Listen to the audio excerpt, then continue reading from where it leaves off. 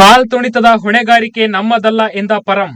ಹೌದು, ಆರ್ಸಿಬಿ ಚೊಚ್ಚಲ ಬಾರಿಗೆ ಚಾಂಪಿಯನ್ಸ್ ಪಟ್ಟ ಅಲಂಕರಿಸಿದ ಹಿನ್ನೆಲೆ ಬುಧವಾರ ಬೆಂಗಳೂರಿನ ಚಿನ್ನಸ್ವಾಮಿ ಸ್ಟೇಡಿಯಂನಲ್ಲಿ ಸಂಭ್ರಮಾಚರಣೆ ವೇಳೆ ನಡೆದ ಭೀಕರ ಕಾಲ್ತುಣಿತದ ಹೊಣೆಗಾರಿಕೆಯನ್ನ ಒಬ್ಬರ ಹೆಗಲಿನಿಂದ ಇನ್ನೊಬ್ಬರ ಹೆಗಲಿಗೆ ಜಾರಿಸುವ ಕೆಲಸ ಜೋರಾಗಿ ನಡೆಯುತ್ತಿದೆ.